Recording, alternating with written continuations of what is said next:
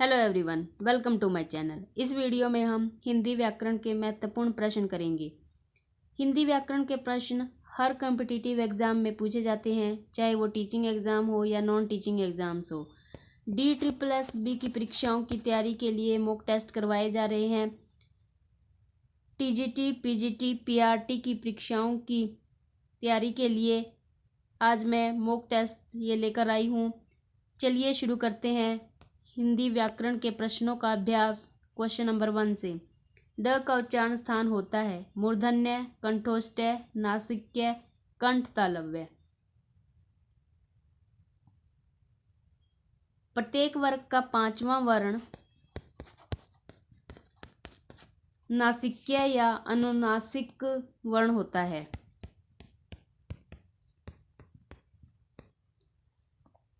जब हम प्रत्येक वर्ग के पांचवें वर्ण का उच्चारण करते हैं तो उसकी ध्वनि नासिका से निकलती है। इस क्वेश्चन का जो राइट आंसर है वो है ऑप्शन सी, नासिक्य। Next question. 4 गज मलमल में कौन सा विशेषण है? परिमाणबोधक, गुणवाचक, संख्यावाचक, सार्वनामिक। विशेषण संज्ञा या सर्वनाम की विशेषता बताते हैं, उन्हें विशेषण कहते हैं। इस क्वेश्चन में मलमल शब्द है, ये संज्ञा शब्द है।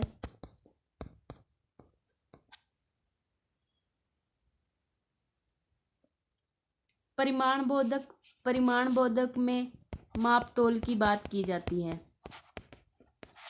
गुणवाचक में किसी भी वस्तु या व्यक्ति के गुण, दोष, रूप, रंग, आकार की बात की जाती है। संख्यावाचक में किसी भी वस्तु की गणना की जाती है। इस प्रश्न में गज शब्द का प्रयोग मापने और तोलने के लिए किया गया है। तो इस प्रश्न का सही उत्तर है परिमाणबोधक। अगर गज, इसमें गज शब्द नहीं होता तो ये संख्यावाचक होता, लेकिन यहाँ पर मलमल है, ये कपड़ा है, और गज का प्रयोग मापने तोलने के लिए, कपड़े को मापने तोलने के लिए गज का प्रयोग करते हैं। Next question. समास का विलोम क्या है?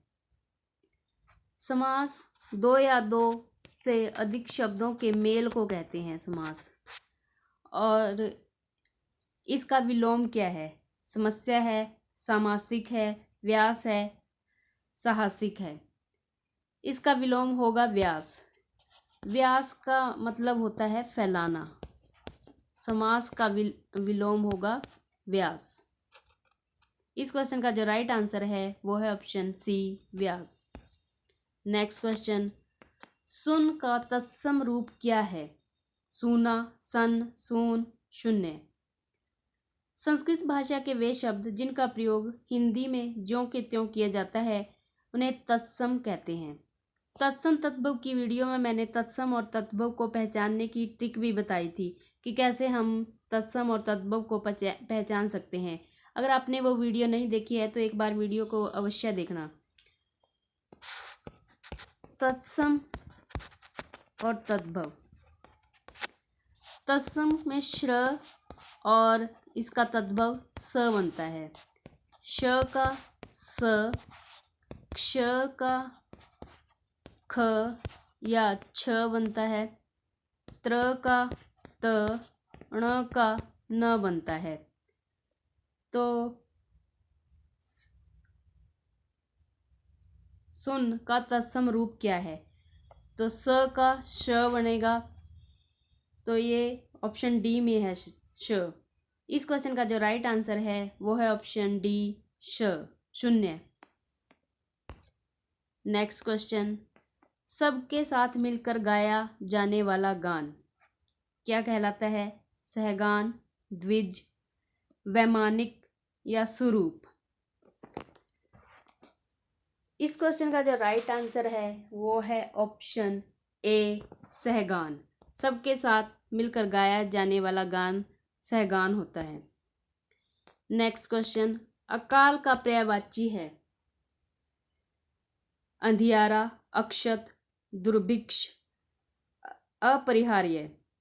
इस क्वेश्चन का जो राइट आंसर है वो है ऑप्शन सी, दुर्भिक्ष। ये इंपॉर्टेंट क्वेश्चन है पीजीटी टीजीटी के लिए, कई बार इस प्रकार के प्रश्न पूछ लिए जाते हैं।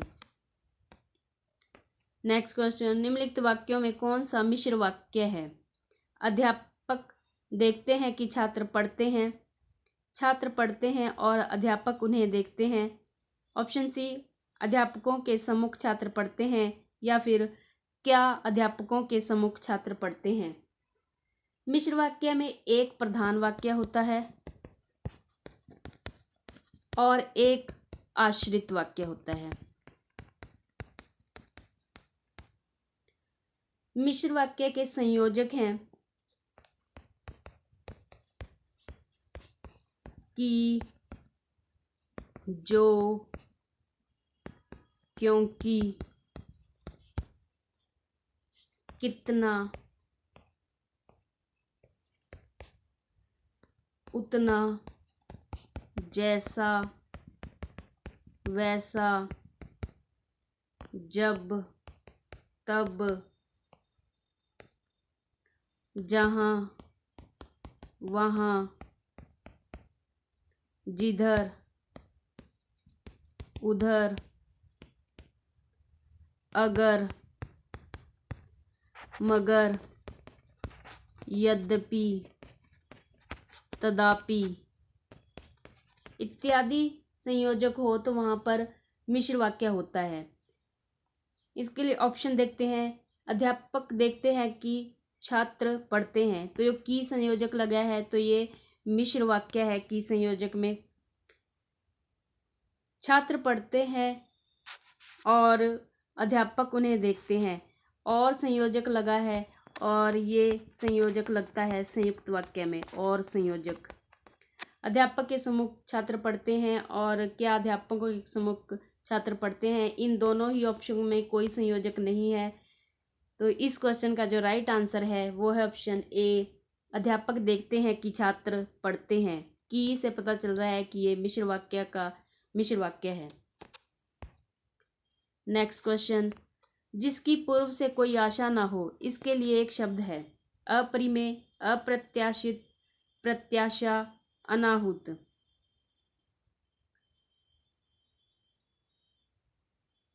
इस क्वेश्चन का जो राइट आंसर है वो है ऑप्शन बी, अप्रत्याशित। जिसकी पूर्व से कोई आशा ना हो उसके लिए एक शब्द है अप्रत्याशित। नेक्स्ट क्वेश्चन, मुझसे उठा नहीं गया वाक्य में वाच्य है। भाववाच्य, कर्मवाच्य, कृतवाच्य, इनमें से कोई नहीं। वाच्य के तीन भेद होते हैं, कर्मवाच्य, कृतवाच्य, कर्मवाच्य और भाववाच्य। कृतवाच्य, इसमें कर्ता की प्रधानता होती है। कर्मवाच्य में कर्म की प्रधानता, और भाववाच्य में भाव की प्रधानता होती है। इस प्रश्न में कुछ न करने का भाव है, मुझसे उठा नहीं गया, कुछ ना करने का भाव प्रकट हो रहा है, तो इसमें कर्म तो नहीं है, ना ही कृतवाच्य है, इसमें भाववाच्य है। अगर यहाँ पर हम कर्ता का रूप बदल कर देखेंगे तो क्रिया का रूप नहीं बदलता है, तो इसमें कृतवाच्य भी नहीं है। तो इस क्वेश्चन का जो राइट आंसर है वो है ऑप्शन ए, भाववाच्य। नेक्स्ट क्वेश्चन, निष्कपट शब्द का संधि विच्छेद है। संधि वर्णों का मेल होता है। जब हम संधि विच्छेद करते हैं तो पहले शब्द का अंतिम वर्ण प्लस दूसरे शब्द का पहला वर्ण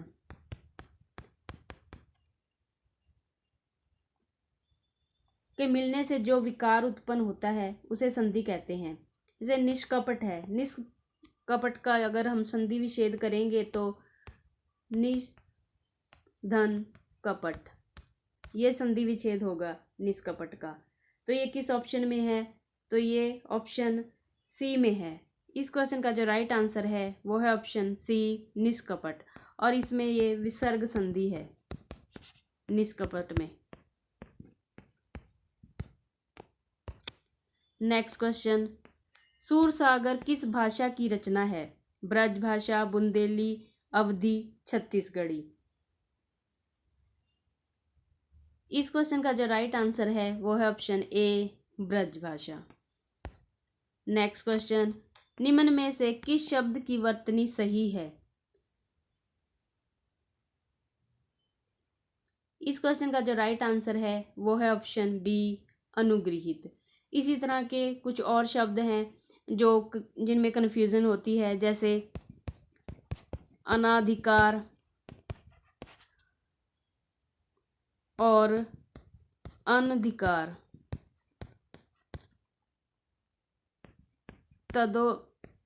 तदोपरांत और तदुपरांत।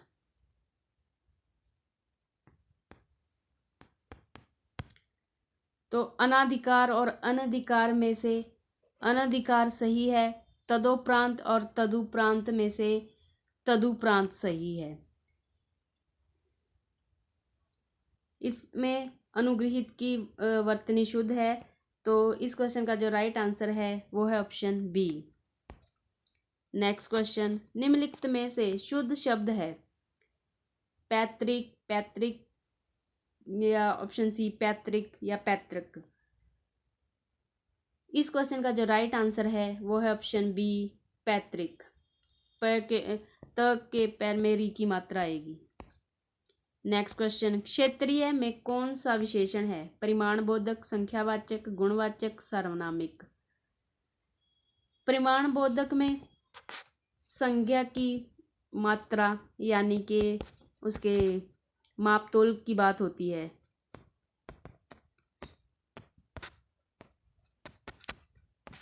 संख्यावाचक में संख्या होती है।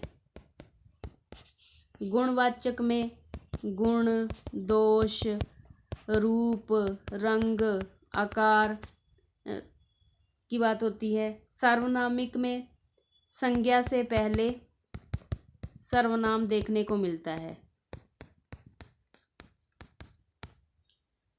इस प्रश्न में न तो मात्रा बताई जा रही है, इसलिए परिमाणबोधक नहीं है। संख्यावाचक इसमें संख्या भी नहीं बताई जा रही, तो ये संख्यावाचक भी नहीं है। और न यहाँ पर संज्ञा से पहले सर्वनाम है, तो ये सार्वनामिक भी नहीं है। इस क्वेश्चन का जो राइट आंसर है वो है ऑप्शन सी गुणवाचक। क्षेत्रीय गुणवाचक विशेषण है। नेक्स्ट क्वेश्चन, चौराहा शब्द में समास है? द्विगु समास, द्वंद्व समास, कर्मधारय समास, अव्ययी भाव समास। द्विगु समास में पहला पद संख्यावाचक होता है। द्वंद्व में दोनों पद प्रधान होते हैं। कर्मधारय में दूसरे पद की प्रधानता होती है और विशेष्य और विशेषण के बीच संबंध होता है। अव्ययी भाव समास में प्रथम पद की प्रधानता होती है या फिर प्रथम पद अव्यय या उपसर्ग होता है। इस प्रश्न में चौराहा शब्द है। चौराहा में पहला शब्द संख्यावाचक है, तो ये द्विगु समास है। इस क्वेश्चन का जो राइट आंसर है वो है ऑप्शन ए द्विगु समास। नेक्स्ट क्वेश्चन, निम्नलिखित में मौखिक अभिव्यक्ति का रूप है? श्रुतलेख, सुलेख, शुद्ध वर्तनी, आशुभाषण। श्रुतलेख में लेख का मतलब होता है लिखना।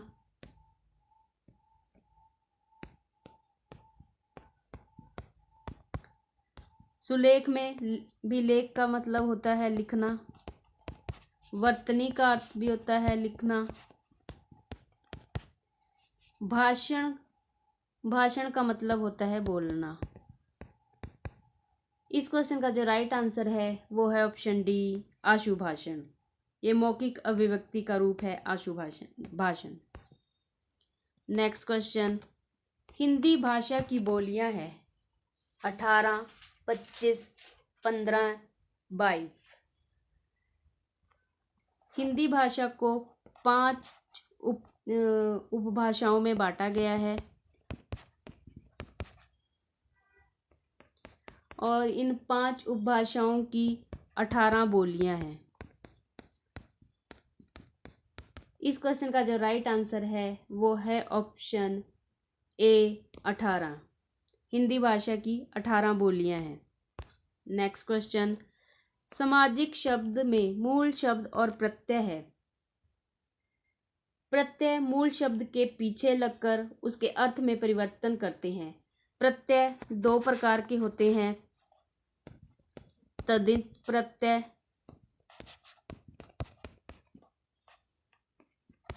और कृत प्रत्यय। तद्धित प्रत्यय संज्ञा, सर्वनाम और विशेषण के पीछे लगते हैं। कृत प्रत्यय जो क्रिया या धातु के पीछे लगते हैं। इस प्रश्न में समाज शब्द है वो मूल शब्द है समाज, और इसमें इक प्रत्यय लगने से सामाजिक बनेगा। इस क्वेश्चन का जो राइट आंसर है वो है ऑप्शन डी, समाज प्लस इक। इसमें समाज मूल शब्द है और इक प्रत्यय है। नेक्स्ट क्वेश्चन, वाच्य के कितने भेद होते हैं?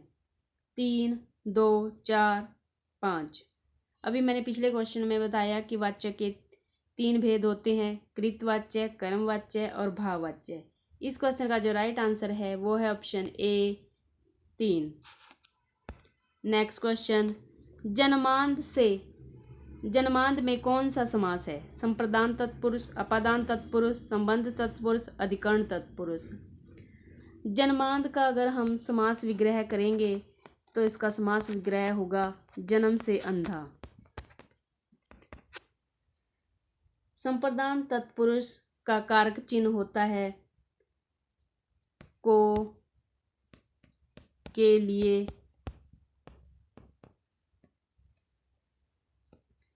अपादान तत्पुरुष का कारक चिन्ह होता है से। संबंध तत्पुरुष समास का कारक चिन्ह होता है का, की, के, रा, री, रे, ना, नी, ने होता है। अधिकरण तत्पुरुष का कारक चिन्ह होता है में, पर। जन्मांध का अगर हम समास विग्रह करते हैं तो इसका समास विग्रह होगा जन्म से अंधा।